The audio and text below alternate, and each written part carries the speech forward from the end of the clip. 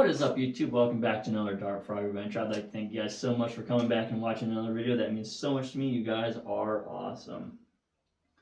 So tonight's story is going to take place in the poltergeist house. You guys have been asking me if I was going to do any more stories on that. I still have a few more stories on that place, but I'm going to go ahead and tell one of the stories tonight. Today is Christmas Eve, so I'm going to try to get this video out. It's going to be a short video. We are still going to do our Christmas cruise tonight. It's going to be a live stream. So I'll leave that on my channel so that way if you guys can watch that later on if you want, or if you don't get a chance to catch us on the live stream, however that works, however you guys want to do it. But I'm going to tell a couple of stories beforehand, before the poltergeist house, like I normally do. The stories I'm going to tell beforehand, before the poltergeist house, you guys, if you've been watching my channel, you know my cousin Marnie. Marnie used to work at a nursing home. And there's a lot of paranormal reports that come out of that nursing home. They say the nursing home's haunted. So I've spoke to quite a few people that have worked there and some people that still work there type of stuff. And quite a few stories come from there. So this newest story that I just heard about from that place is pretty interesting. I think you guys might find it pretty cool. Another thing is, I'll get to this in a different video. A lot of people have been asking me to do a little bit on St. Anne's Retreat. They have been asking, are you ever going to go over to St. Anne's Retreat and do an investigation, or do your adventure over there? The answer is no. Reason why is because that place is already known to be haunted. I like to do the urban legends of the places that people don't know if they're haunted. They're just wondering. There's stories about it. And we go over there and see if we can catch, just whatever may happen type of stuff. So we do our adventures a little different. But I will most definitely get into St. Anne's Retreat, aka the Haunted Nunnery, in a completely different video later on. But this video tonight is just going to be about the old house I used to live in back in South Fork, the poltergeist house. And then a couple stories on the nursing home. So let's go ahead and get into this video. So as with nursing homes, there's old folks and stuff, and the worst can happen sometimes. Some of the residents might pass away in the facility. There's rumors and theories about energy being trapped in an area when stuff like that happens. So if you get enough of that happening in one area, a place has a tendency to become more active. And with this place, there's always been rumors circulating around the area and the neighborhood of where this old folks home's at, this nursing home. There's a graveyard not too far off to like on the other side of the road, basically, not even but a couple buildings down. So you got the graveyard, got the nursing home, and then you have a couple other facilities. There's a lot of history on this particular area because it used to be like native land and everything like that. So the area where all this stuff is at, this native land, was pretty sacred to the natives that had lived in this area at that point, like way back in the day. So as time goes on into the future to this day, land has a tendency to carry vibrations and so on and so forth. But anyhow, I'm going to go ahead and get into some of the stories over here at the nursing home. When Marnie was working there, she used to talk about, this lady in gray. And this lady in gray, you could hear it'd be late at night, and she'd hear footsteps coming down the hall, and there's nobody there type of stuff. And then she was saying that, in certain rooms in the bathroom, that the call buttons would be pulled down.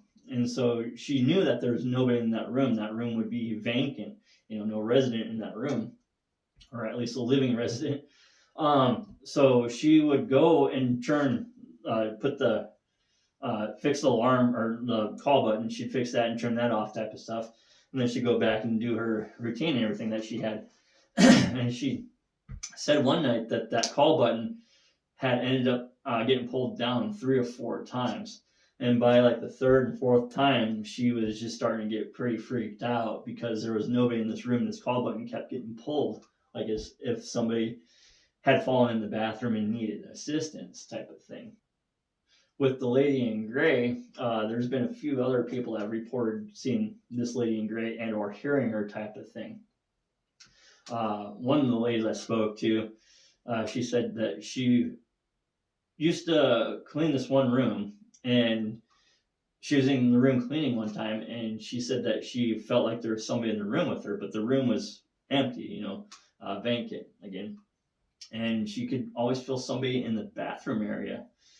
And so she'd go and she tried to use her vacuum cleaner in this area, and the vacuum cleaner wouldn't work. And she's like, I know this vacuum cleaner is good. It's like pretty much a brand new vacuum cleaner type of thing. So she'd go ahead and clean up the rest of the room. It usually creeped her out and everything. She doesn't like to talk about it too much. But after she'd come out of that room and went to the next room, her vacuum cleaner started working again, which I always find to be, it's interesting on how that stuff can work. Like I said, with the poltergeist house, that had a lot of different tricks to it too. And also the house I lived in that had paranormal activity, that also had a lot of different tricks and quirks and stuff that house would do too. So with the lady in gray, one of the more recent stories that I've heard a couple of times from a couple of different people is there is a resident in their room, and when this person went to go talk to this resident, the resident said, hey, I'm hearing voices and stuff coming from in my room. It sounds like somebody's talking. And so the person that was helping this resident and everything is like, okay, you might be hearing some like talking from another room, like the walls are kind of thin, you might be hearing your neighbor type of stuff. So it just kind of got, kind of like, okay, let's just wait and see what happens. So the person that was helping this resident goes back downstairs and continues on their job and everything. And the resident comes downstairs. And so the person that was helping this resident goes back up to this resident and says, what's going on? Can I help you? And the resident says, yeah, somebody had come into my room and told me that I needed to come down and help prepare lunch and everything. Well, the thing is, the people that work at this nursing home, they never call on the people, the residents, to come down and help them in the kitchen or help them do any of the work there in the facility. It's all on the workers. The workers do all the work, of course. But this resident thought that one of the workers had went into her room and told her to come down to help out for whatever type of thing. So I've heard that story a couple times too, which is pretty interesting. So the newest story that I just recently heard about this nursing home is pretty cool. I would really like to see the video footage of it, but chances are I'll probably never get a chance to see the video footage. But anyhow, they were saying that they're like at the front entrance of their building. There's two main doors, and there's like a vestibule in the middle. So there's the main door to the outside of the building, and there's a little bit of a space in there, like a vestibule, like a little kind of, not really a waiting room, but a walk area that you can come in, close the front door, and then there's another set of doors to go into the building. So late one night, and supposedly this happened for a few nights in a row, then it stopped and it happened again, type of thing, for a little while. Late at night one time, they're on video footage, their surveillance camera caught this lady in the vestibule. So the front door is late at night. The front door, she's able to get in through the front doors. And she tries to get into the main doors, but the main doors are locked because it's a coded entrance. So you have to type in a code to get into the facility. So they see that this lady is sitting in the vestibule. She's just hanging out in the vestibule. And it's all on camera. And you see that this lady just sits there and hangs out for a while and then disappears. So this goes on for a couple nights. And a few of the workers are getting pretty nervous because they think that, there might be somebody trying to get into the facility that, it's not supposed to be there type of stuff. So this, like after a few days goes by, this happens again. This lady shows back up in this vestibule. She tries to get back in through the front door. Well, this time and the last time, they've never been able to see her face. They can just kind of see who she is, see see that there's a person there type of stuff. But they can never see her face, so they can't really give a good idea, a positive idea on her. But the second time that I heard this story, that from like after the first night to the second night or third night, a couple times, like a little ways afterwards, that this has reoccurred. They said that on video footage, they were able to capture still the back part of this lady, just the part of the lady, but there was supposed to be orbs in the video too.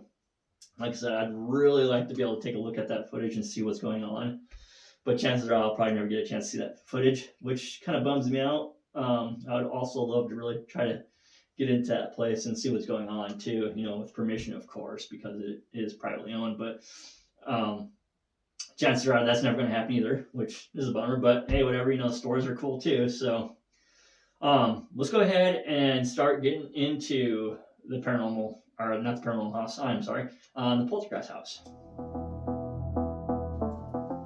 Okay, so this story takes place back in like 2000, 2001 area when I was, not really a young teen, but right before young adult type of stuff. Still kind of like teen or young adult type thing. It's the house in South Fork, the poltergeist house.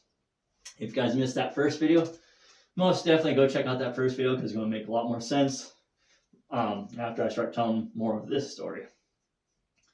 So with this poltergeist house, I think it was probably about a month since we have lived in that house. And for the entire first month that we lived in this house, just strange occurrences were happening. And we weren't, by the time our third roommate had moved in, my first roommate and I, we already knew that something was going on. The third roommate was kind of suspicious, thought maybe something was going on, but he wasn't sure. So there's one afternoon, nobody's at the house. I'm getting home from work and I'm coming in, I'm pulling in our driveway and get into my parking spot. Like I said, we never used the garage because the garage was like a 2-car garage. The only way to be able to put 2 cars in there is you'd have to pull one in and then pull the other one right in behind it. So you'd have 2 cars like this. So we never used the garage. We always just kind of, left that for a hangout spot and whatnot. We had like a couch out there and just random stuff that would go and hang out there with if we got bored in the house or something type thing. So I go ahead and I pull in pretty close. I pull my car by the front of the garage. So I walk around the side of the house, go to our side door, which is pretty much our main door. Door is locked. I'm like, all right, I've been through this before. I have an idea what's going on type of thing. So I'm like, okay, well, maybe one of my roommates locked the door, just, out of habit locking the door. So I'm like, okay, there's still other ways of getting into our house. We never lock the window and the garage doesn't lock regardless. So, like I said, it's one of those garage doors that you just pull open and you can go in. So I go from the front door to the side window, try to lift up the window. The window won't budge. I'm like, that's where I was like, okay, maybe somebody locked that too. But there again, we never would lock that window just in case we ended up locking ourselves out of the house for some reason that we might not be able to get through the garage. So we never locked that window either. So I'm like, okay, that's weird. Well, maybe one of my roommates is a little bit paranoid and, locking up the house and I'll have to get a hold of them at some point if I can't get in type thing. So I walk over to the garage, try to lift the garage door. That thing wouldn't budge. Like I said, it's one of those garage doors that you just pull open. It pops up pretty easy. There was no way of locking that garage either. So I thought, something may have fallen on top of the door, kind of like wedged in there so I couldn't move it. Like, that's really weird. I was like, I can't get in the house in any way, shape, or form.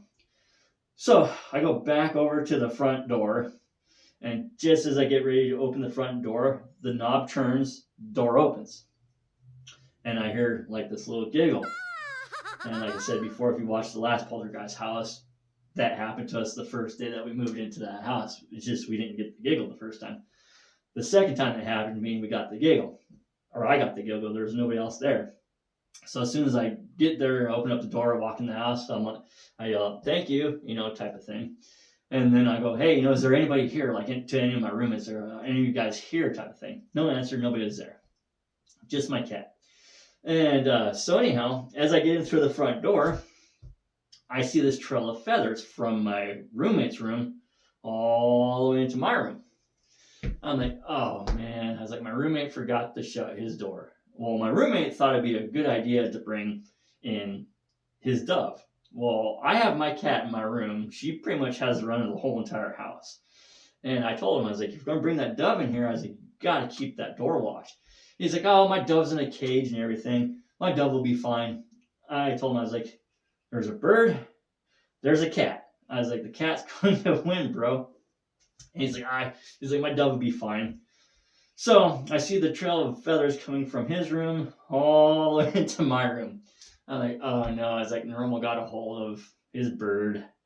So I follow the trail of feathers into my room, open up, like, I leave my door like cracked open so she could get in and out of my room. So I open my door up farther, and I see the trail of feathers go right under my bed. I'm like, oh man. So I look under the bed, I see these two little eyes and this little thing sitting there going, yeah. I'm like, Normal. I was like, why'd you grab the bird and everything? And the craziest thing is this cage has a spot where you put in this feeder tray. All right, so it's just a little tray about like that, like maybe 6 inches wide by like 2 inches tall. It's just enough to get a tray of food in there for the bird.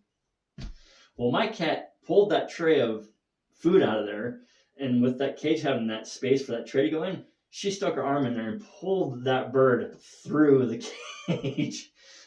She's one of those cats that have the extra toe, 6-toed cat, part of I think the Hemingway cats.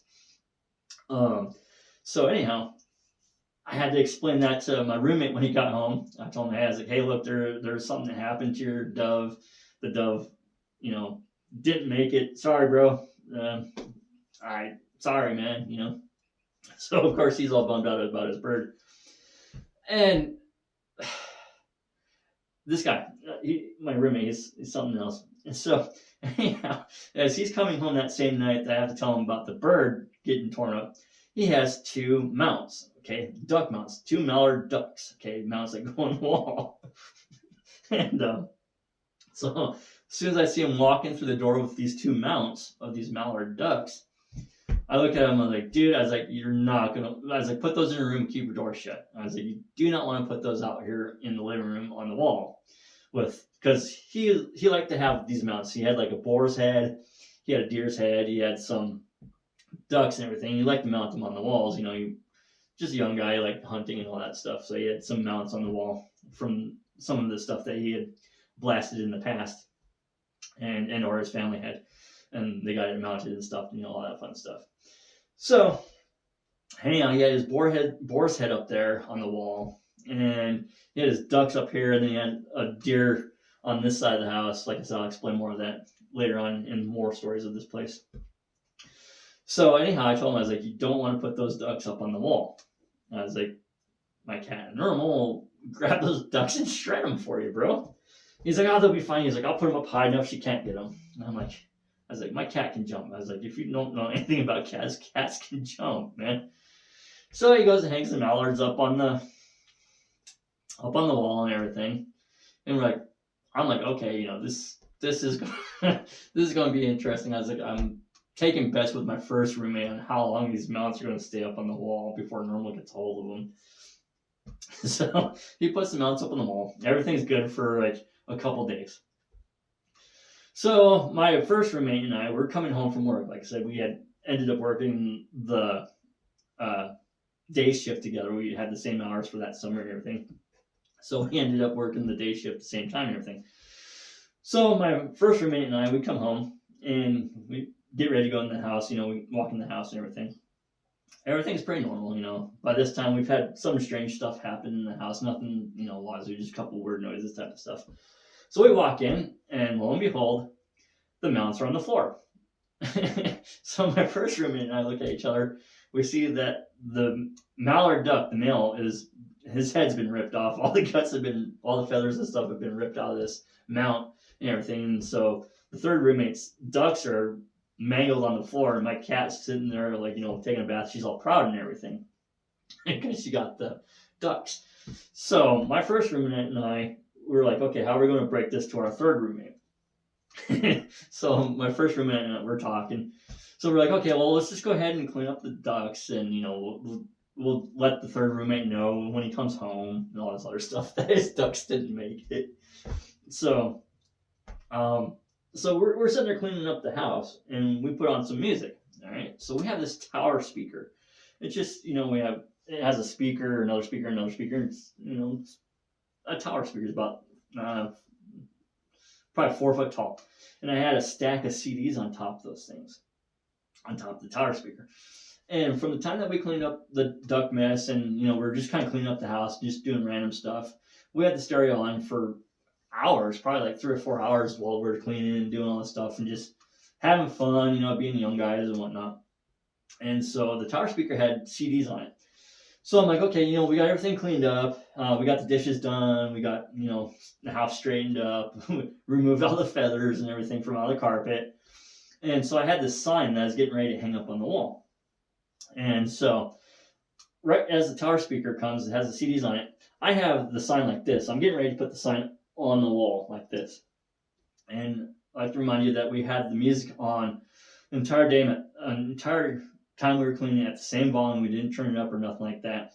And so as I'm putting the sign up to the wall to see where I want to hang it at, CDs just blow off the top of this tower speaker. They come straight to my face, stop, and drop.